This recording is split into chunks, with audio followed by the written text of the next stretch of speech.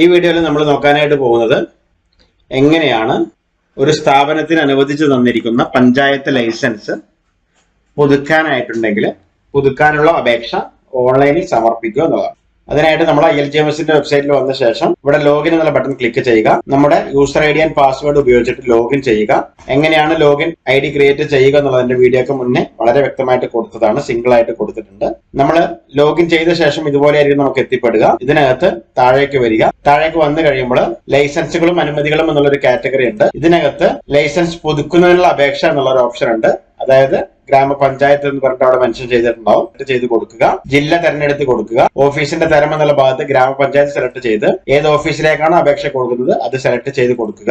അപേക്ഷകന്റെ തരം എന്നുള്ള ഭാഗത്ത് വ്യക്തിഗതം സെലക്ട് ചെയ്ത് പൊതുവിഭാഗം സെലക്ട് ചെയ്ത് നെക്സ്റ്റ് എന്നുള്ള ഭാഗത്ത് ക്ലിക്ക് ചെയ്ത് ഓക്കെ ഭാഗത്ത് ക്ലിക്ക് ചെയ്ത് കൊടുക്കുക. അടുത്തായിട്ട് നമ്മൾ ഇതിലേക്ക് ആവശ്യമുള്ള അപേക്ഷകനെ സംബന്ധിക്കുന്ന വിവരങ്ങൾ എൻ്റർ ചെയ്ത് കൊടുക്കുക എന്നുള്ളതാണ്. അപേക്ഷകന്റെ തരം എന്നുള്ള ഭാഗത്ത് ആധാർ കാർഡ് സെലക്ട് ചെയ്ത് തിരിച്ചറിയൽ രേഖാ നമ്പർ എന്നുള്ള ഭാഗത്ത് അപേക്ഷകന്റെ ആധാർ കാർഡ് നമ്പറും അപേക്ഷകന്റെ ആധാർ കാർഡിലെ പോലെ പേര് അടുത്ത കോളത്തിലും മൊബൈൽ നമ്പർ എന്നുള്ള കോളത്തിൽ കൃത്യമായിട്ട് അപേക്ഷകനെ ബന്ധപ്പെടാനുള്ള മൊബൈൽ നമ്പറും എൻ്റർ ചെയ്ത് കൊടുക്കും. സ്ഥിര മേൽവിലാസം എന്നുള്ള ഭാഗത്ത് അപേക്ഷകൻ ഈ ഒരു പഞ്ചായത്തിന്റെ കീഴിൽ താമസിക്കുന്ന ഒരു വ്യക്തിയാണെങ്കിൽ, അതായത് നമ്മൾ അപേക്ഷ കൊടുക്കാൻ ഉദ്ദേശിക്കുന്ന ഒരു പഞ്ചായത്തിന്റെ കീഴിൽ തന്നെ താമസിക്കുന്ന ഒരു വ്യക്തിയാണെങ്കിൽ തദ്ദേശ സ്ഥാപന പരിധിക്കുള്ളിൽ സെലക്ട് ചെയ്ത് കൊടുക്കുക. ഇനി എല്ലാവരും പഞ്ചായത്തിന് വെളിയിലുള്ള ഒരു വ്യക്തിയാണെങ്കിൽ കേരളത്തിനുള്ളിൽ സെലക്ട് ചെയ്ത് കൊടുത്ത് ആ ഒരു വ്യക്തിയുടെ വീട്ടുപേര്, പ്രാദേശിക സ്ഥലം, പ്രധാന സ്ഥലം, അതുപോലെ തദ്ദേശ സ്വയംഭരണ സ്ഥാപനം, വാർഡ് നമ്പർ കാര്യങ്ങളൊക്കെ സെലക്ട് ചെയ്ത് പോസ്റ്റ് ഓഫീസും കൂടി സെലക്ട് ചെയ്ത് കൊടുക്കുക. അതിനുശേഷം ഇവിടെ ഈ ഒരു ടിക്ക് ബോക്സ് കൂടി ഇട്ട് കൊടുക്കുക.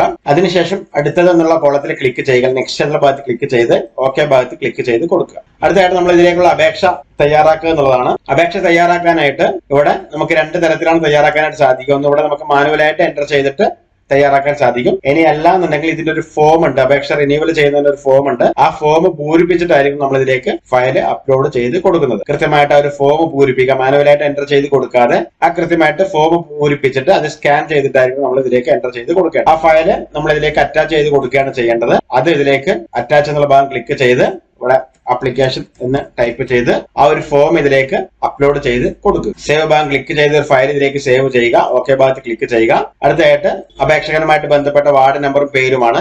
ശേഷം നെക്സ്റ്റ് ഭാഗത്ത് ക്ലിക്ക് ചെയ്ത് ഓക്കെ ഭാഗത്ത് ക്ലിക്ക് ചെയ്യുക.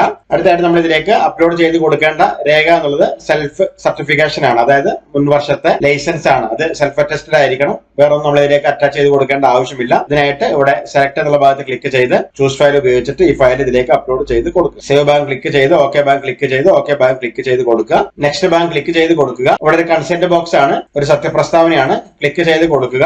അതിനുശേഷം ക്യാപ്ച കോഡ് എൻ്റർ ചെയ്ത് കൊടുത്ത് സബ്മിറ്റ് ചെയ്യുകയാണ് നമ്മൾ ചെയ്യേണ്ടത്. ഇതിന് പ്രത്യേകിച്ചിട്ട് അപേക്ഷ ഫീസോ കാര്യങ്ങളോ നമ്മൾ അടക്കാനില്ല. സമർപ്പിക്കുന്ന ബട്ടൺ ക്ലിക്ക് ചെയ്യുമ്പോൾ തന്നെ ലോക്കൽ ബോഡിയിലോട്ട് അപേക്ഷ സബ്മിറ്റ് ആവുന്നതാണ്. അങ്ങനെ അപേക്ഷ സബ്മിറ്റ് ആയ ശേഷം ലഭിക്കുന്ന പ്രിന്റ് ഔട്ട് കസ്റ്റമർക്ക് എടുത്ത് കൊടുക്കാവുന്നതാണ്. കസ്റ്റമർക്ക് എടുത്ത് കൊടുത്ത ശേഷം അതിന്റെ സ്റ്റാറ്റസ് കാര്യങ്ങൾ നമുക്ക് നമ്മുടെ ലോഗിൻ ID ഉപയോഗിച്ചിട്ട് തന്നെ പരിശോധിക്കാനും സാധിക്കുന്നതാണ്. അപ്പൊ ഈ ഒരു രീതിയിലാണ് ഒരു വ്യാപാരത്തിന് അനുവദിച്ചു തന്നിരിക്കുന്ന പഞ്ചായത്ത് ലൈസൻസ് പുതുക്കാനായിട്ട് നമ്മൾ അപേക്ഷ കൊടുക്കുന്നത്.